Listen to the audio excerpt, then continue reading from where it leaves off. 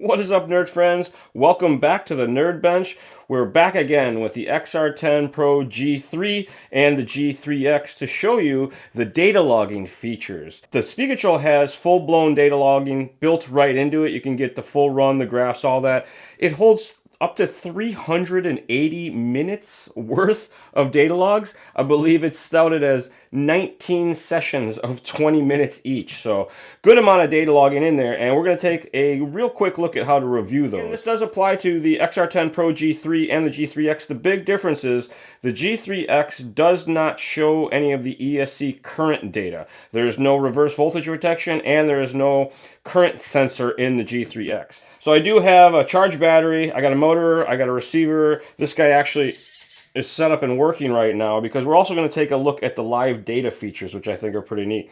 So you do have to be connected to either the OTA or your LCD Program Box Pro through the Bluetooth to get any of this stuff. Jump in here, that's my box.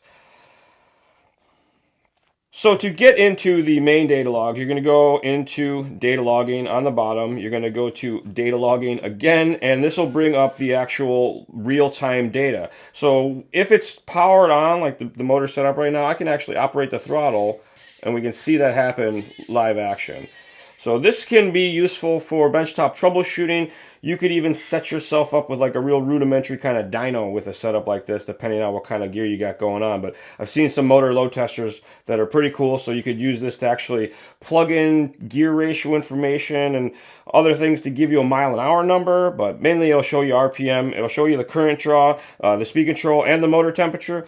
The motor temperature is only going to work when you're using a Hobbywing motor because they're the only ones that have the temperature sensor built into them. And of course, the voltage to the speed control as well as your throttle position, and I think I said already, the RPM of the motor. To get into the logs that are saved on the speed control, you're still going to go through this live screen, and if you don't have the radio turned on, this stuff just doesn't operate, and you can skip right to history. And then older speed controls, you would have to have the OTA installed while you drove it around. The G3 and the G3X, it has it built into the speed control, so you're going to pull it right from the speed control, and it'll bring you up a list of files. Now, I've never actually run this setup in a vehicle. I did some bench testing here with it to make sure we could get some data logs to look at here. But you'll get a menu of all your runs. And you may get some runs that are unviewable because they're too small. If you turn the car off and you don't really turn the car on and off, but you don't really drive it around or do anything with it, it's not going to have a file that's big enough to view, but it'll still have a record of one saved in there. So you may get some files that are not usable for the most part, but because the run wasn't long enough.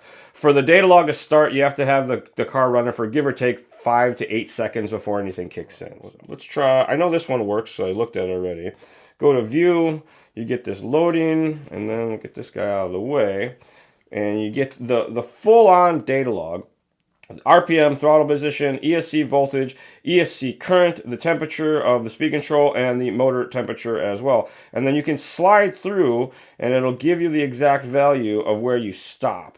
So once you run some laps, you'll see the throttle positions peak out, and you'll know where the straightaway is, and you can kind of slide through the lap to get you your data and what's going on here. And it gives you a real easy way to kind of see if you got any spikes somewhere, or if what the voltage is at the end of the run, which is a real helpful one, and to see if there's any big amp load situations that may have caused that voltage sag at the end. So this is the full-on data log that goes in here. And then if there's stuff on there that you don't want to see, you can actually disable them and look at one line item at a time. So you can kind of pick through what you need. Well, you need to have something on though. So the throttle and the RPM, obviously they match pretty closely because as you apply throttle, you get RPM.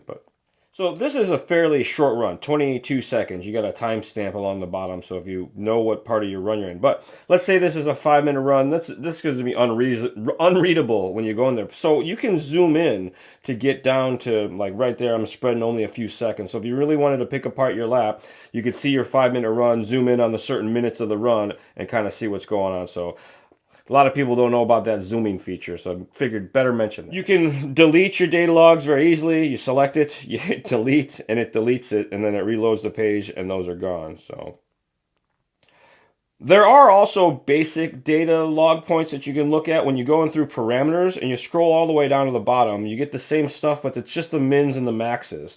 So your max speed control temperature, your max motor temperature, again, only with the Hobbywing motors, the minimum battery voltage, the max motor RPM, and the max current that it's seen. And this hasn't been run under load, so you see there a very 1.7 amps. That's nothing for the most part. Just to recap, the data logging and the live data are two different features. I know that gets confused sometimes, so I just want to clarify that real quickly. On the G3 and the G3X, the data log itself stores into the speed control, but if you want to see the live data while you're driving, you still have to have the Bluetooth connected. And obviously, if you're going to drive around, the easiest way to do that is with an OTA module, which would work, as well. But there's not a lot of situations where you're driving around the track with your Bluetooth connected so you can see your live data, but I have seen it done. It is pretty neat. There's a quick look at how to review the data logs that are inside the XR10 Pro G3 and the G3X. And again, the X is not going to have that current data, just as a quick reminder. And motor temperatures are kind of only going to show up if you're using Hobbywing motors, which you should be anyway. We also do a podcast. It's called RC Stuff, powered by Hobbywing. You can find it on your favorite podcast service. We give away free Hobbywing stuff each and every episode. All you have to do to find out how to enter to win is listen to an episode. If you do have any questions, comments, or concerns, please shoot us an email, northamerica@hobbywing.com. As always, folks, thanks for watching The Charlie Show right here on the Hobbywing official YouTube channel.